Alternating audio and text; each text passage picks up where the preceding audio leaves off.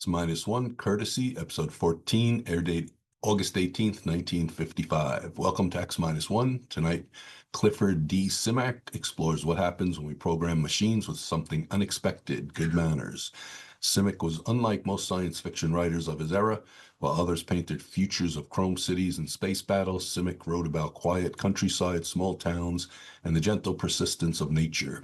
He worked his entire career as a newspaper editor in Minneapolis, writing science fiction in his spare time and bringing a Midwestern sensibility to tales of robots and aliens.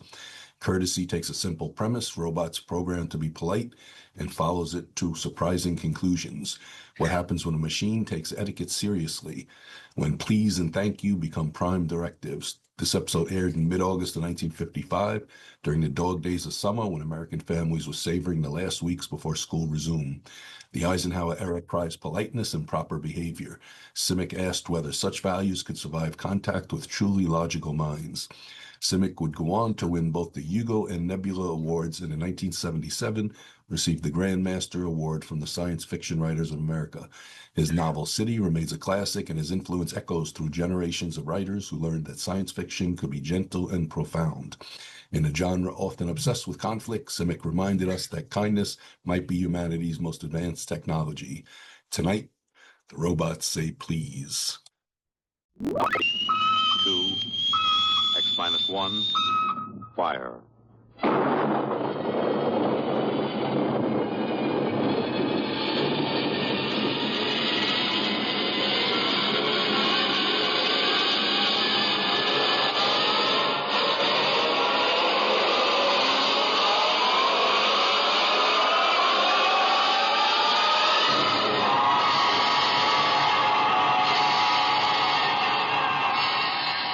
From the far horizons of the unknown come transcribed tales of new dimensions in time and space.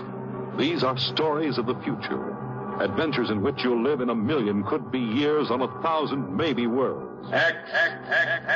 Minus 1.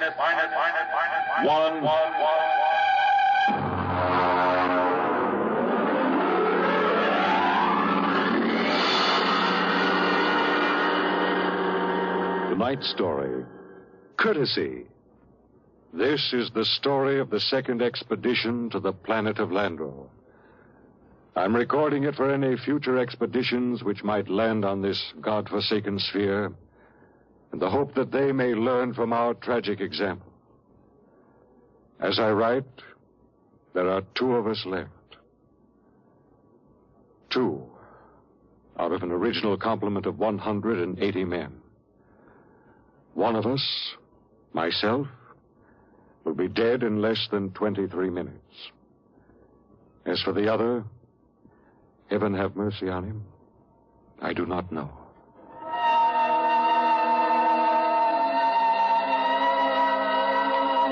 On June 3rd, 1997, less than 2 months ago, the last of our supply ships blasted off from Lando for their return to Earth.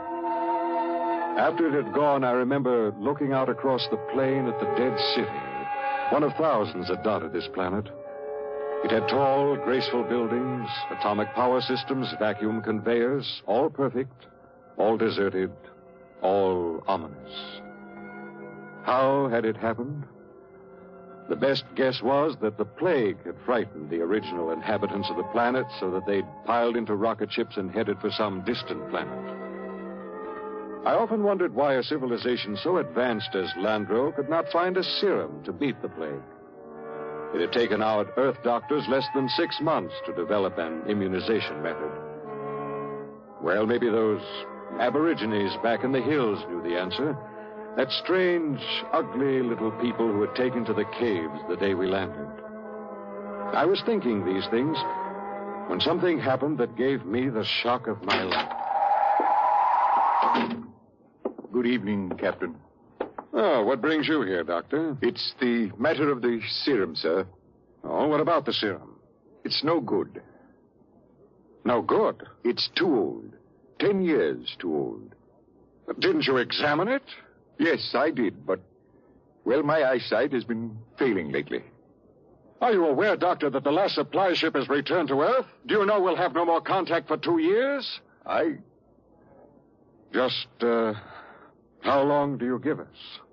Well, the present immunity will last a week or so.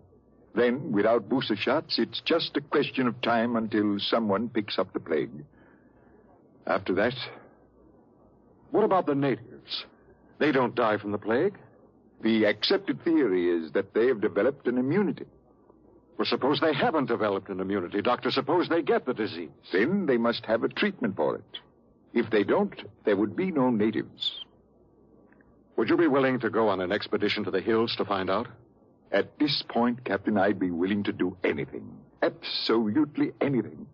I am truly sorry. You're sorry? Dr. Morgan, sometime when you aren't too busy, when you have a moment, I'd hate to inconvenience you. Would you mind telling me how it feels to murder 180 men? 181, including yourself.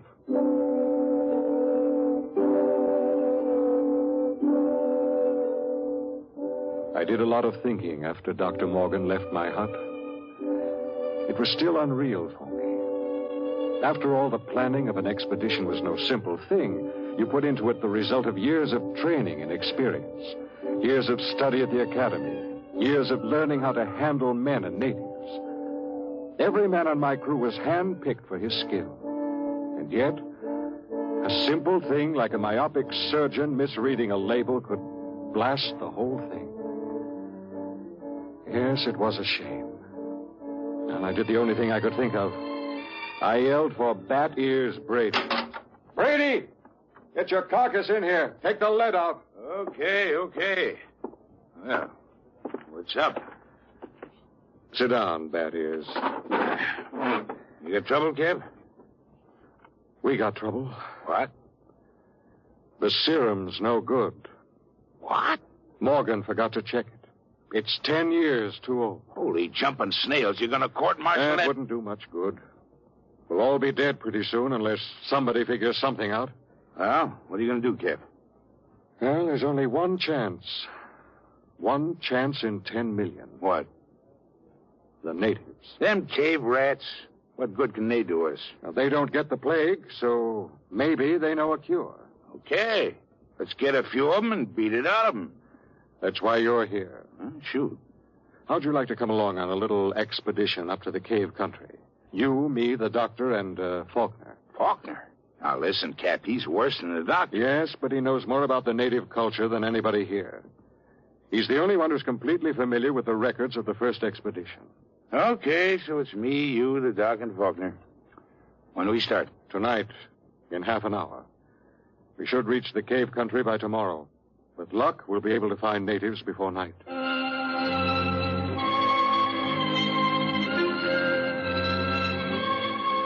Benny Faulkner was the expedition anthropologist. One of the most unfortunate-looking individuals I've ever met. An ugly man with large ears and a big nose. His body was small and consumptive, but he had a good brain. And he was the best anthropologist the Interplanet Institute could recommend. He and Dr. Morgan were the only two civilians on the expedition. We set out, and after several hours hard walking... Cap. Now, what is it? Don't look now, but very slowly turn your eyes to the right and look behind that big yellow rock. Okay. You see anything? No? Keep looking. Don't stop walking or let on. Okay. There. Yes, it looked like a shadow or something. It's one of them gimpos. He's been following us now for almost an hour, dodging in and out behind the rocks. Shall I bring him in? No, not yet. Just pretend you don't see him. Tell the others if they notice to show no fear. There's nothing will start these simple-minded cavemen like fear.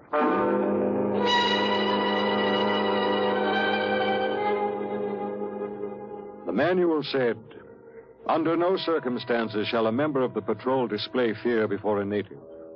The dignity of the Earthman must be preserved at all costs. Just before dawn, we reached the cave country. We were tired and hungry, and we stopped to cook some food and rest. Everything was quiet. There was no sign of the Gimpo, which had been trailing us until... Okay, get in there, you sneaking little monkey man. Come on, before I break this shovel on your star. Yeah, what's the trouble? Cap, I caught me one of these Gimpos sneaking around outside the tent. Bring him in the light of the fire. We can get a look at him. Faulkner? Yes, sir? Keep an eye on him. Try to establish some communication. All right, get in there. Now, look out. No need to knock him down. Bat here. Oh, that's the only language they understand. See if you can reach him, Faulkner. Okay, Captain. I'll need a drum of some sort. A what? Well, they have no language as we know it, and they have a very rudimentary sense of hearing. I find they communicate with one another through a very primitive kind of vibration of the tongue. The closest I can come is a series of drum beats, a sort of Morse code. The psychologist on the first expedition had it worked out before he was killed by the plague. I've studied his notes, and I think it'll work. You mean these little critters can talk to one another? Yes, I believe they can. At any rate, we'll have a chance to find out. Do we have something I can use for a drum? Here, take my water bottle. Thank you, Doctor. Now, I'll tap it 3 times. That's a greeting of some sort. Just a moment. Yes, sir? I don't want you treating this fellow like an equal. Don't give him the idea that we're desperate. Once they sense that, you're lost. I have to communicate with him, sir. Now, just bear in mind what I said. Dignity. Yes, sir. I'll do my best, sir. It was a strange sight. On one side of the water bottle crouched little Benny Faulkner, looking for all the world like a human spider. Across from him crouched the Landry, a humpbacked, gray little creature with an enormous head and those huge, soft lavender eyes. Every few moments, one would stop the strange tattoo of communication, and the other would take it up. I'm setting forth in this narrative the most vital part of their conversation, as Benny Faulkner later transcribed it from the best of his memory. Benny asked, "Why were your cities abandoned? Was it the plague?" The native said yes. Benny said, "Do you still fear the plague?" The native answered yes. "Do any of your people become afflicted?" The answer was some. "How do you treat them?" Silence. "How can we find a cure for the plague?" More silence. Then the native said, "Go among my people." Then he asked, "Will we find the answer among your people?" And the native replied, "My people have the answer." Then he said, "Will you tell me the answer?" The native repeated, "Go among my people." As far as the Landrian was concerned, the conversation was ended. He rose to go, and Faulkner stepped from his path, but Brady was there to ensure the bet. Hold on there, bucko. You ain't going no place. Now, don't maltreat him, Brady. What did he say, Penny? He says his people have the answer. What do you think? Well, there may be some truth in it. He says some of his people still get the plague. That must mean it isn't a question of immunity. They must have a cure. Well, he wasn't clear on that. Then they must have a vaccine to keep it from spreading. Does he know? His answer is for us to go among his people. Well, that leaves it up to us. The first level of caves is on top of that cliff about a mile ahead. It's a trap. I'll bet my last dollar on it. Well, maybe not. And we'll have to risk it. Wait. Well? Let me go. I got you all into this. But how will you talk? Benny here can give me enough of the code so I can ask the big question. You understand that they might just decide to cut your throat? I'm fully aware of the risk. All right, Doctor. You go ahead. We'll wait at the foot of the cliff. If you aren't back down in 3 hours, we'll come up after you. What about the Gimpo here? We'll hold him as a hostage to ensure the doctor's safety. If the doc comes back, all right, we'll let him go. If not, well, that's your job, Brady. A pleasure.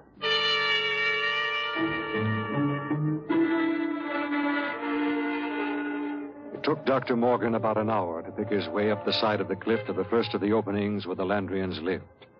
He waved to us before he entered the mouth of the cave, and we waved back. Then we settled down to wait. It was a long, long wait.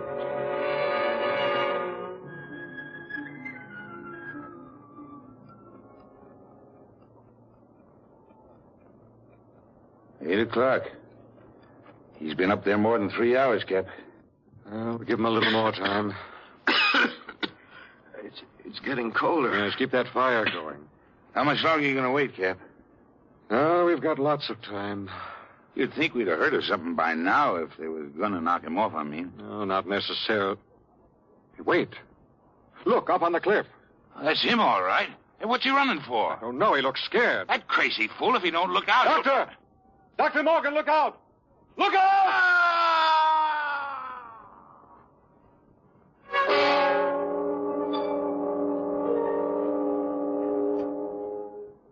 We found the doctor at the foot of the cliff, crumpled and broken. There were no marks on his body, nothing except a twisted, mocking grin on his face. Oh, yes, and one other thing. Scrawled across the pad he had taken with him on which to make notes concerning the answer was a single word. The word was courtesy. We threw the paper away. The expedition was a failure. Though Bat Ears claimed he'd get it out of the Gimpo if I'd let him. I nodded in agreement. Bat Ears took the little native off behind an outcropping of rock. He was back in 15 minutes, dripping with sweat. Well? Let's go, Cap. Nothing. But nothing. Is he... They ain't made very good, these little gray people. They come apart too easy, so... Let's go, huh, Cap? All right. Benny... Benny, what is it? I feel kind of sick. All of a sudden, in the back of my head, a dull kind of pain. Let me see your tongue. Come on, give him a hand, Bat Ears. We've got to get him back to camp. What is it? I'm not sure, but that blackness on the tongue and the headache, it could be the plague.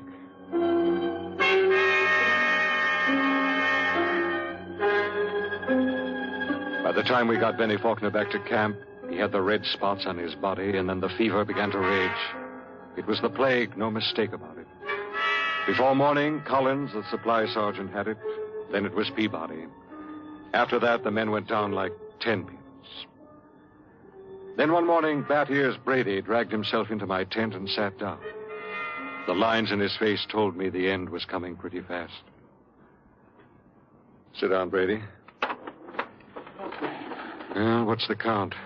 6 left. We buried a chaplain today.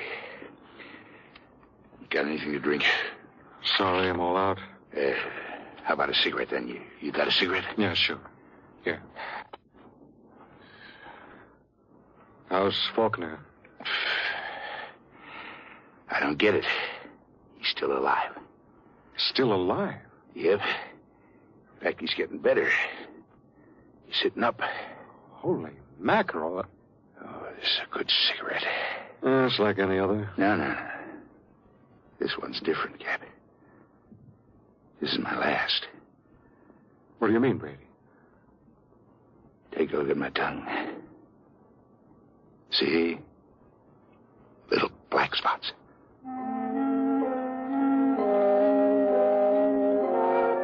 Somehow I managed to get him into bed.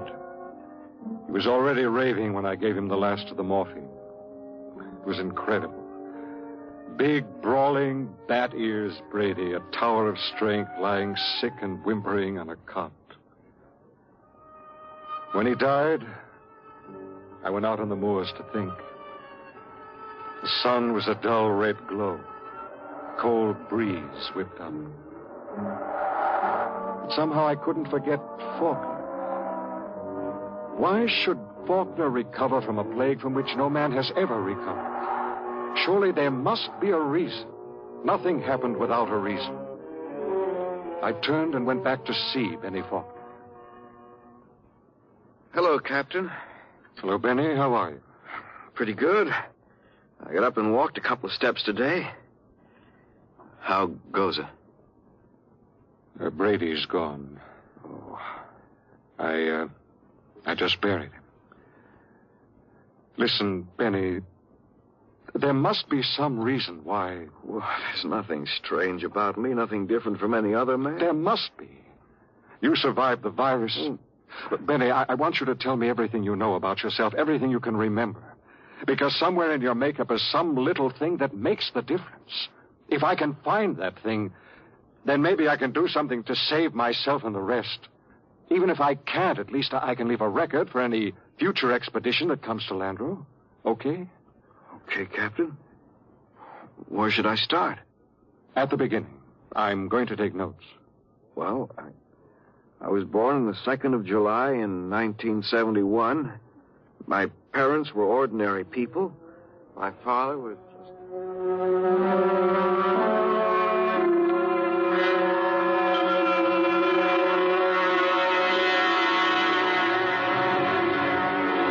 Look, Captain, I've told you everything I can remember.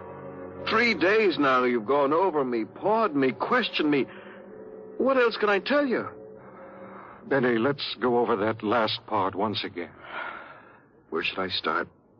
Take it from where the native started to walk away. You stepped out of his path, and Brady grabbed you. Okay, so I stepped out of his path. Why? What do you mean, why? Why did you step out of his path? Why not? Courtesy, I guess. What's the matter? Courtesy. That's the word that Dr. Morgan had scrawled in his notebook. Well, I don't see that. I don't either. Tell me, Benny, why should you want to be courteous to a native? Why not? What about maintaining your own dignity? Are you talking about dignity or arrogance? I don't know. Benny, listen, maybe we were all wet in our deductions. Maybe these cities here on Landro weren't deserted centuries ago. Maybe these little people up in the caves are the same people who used to live in those big cities. Why would they leave? Maybe they found out the big cities weren't the answer. Maybe they found out that civilization doesn't necessarily bring happiness.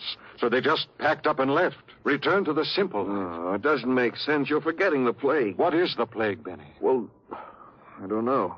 Is it a virus? I don't think they ever found out. You know what I think? What? I think the plague is nothing more than what we know as greed and arrogance. Captain, you're going off your rocker. I think maybe we're in line to die, even if the serum was good. In fact, I don't think the serum had anything to do with it. Oh, I never heard anything as crazy, fantastic in my life. No? Well, I think I'll go back to my tent and finish writing the report. I am beginning to sweat a little. Captain, maybe it isn't the plague. It is. I've seen it too many times to kid myself about it. Maybe hot compresses or something. No, Ben. Listen, Captain, you don't believe that junk about courtesy, do you? I mean, that's a lot of nonsense. You must know that. Holy mackerel, Captain. You do believe it, don't you? Good night, Benny. I think I'd like to be alone for a while. Okay. Good night, Captain. Maybe the supply ship will be early. You can probably stick it out. Sure. Good night, Captain.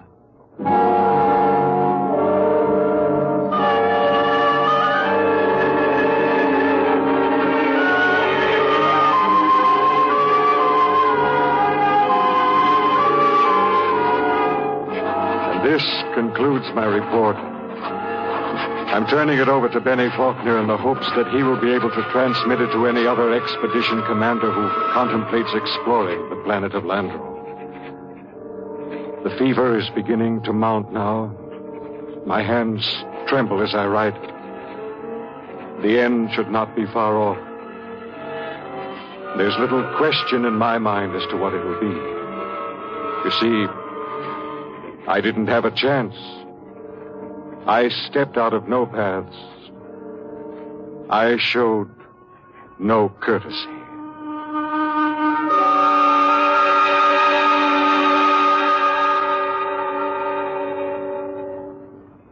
Tonight, by transcription, X-1 has brought you Courtesy, Adapted for radio by George Lefferts from the story by Clifford Simak. Featured in the cast were Brett Morrison as Captain Ira Warren, Arnold Robertson as Bat Ears Brady, Edwin Jerome as Dr. Morgan, and Bill Griffiths as Benny Faulkner. Your announcer, Fred Collins.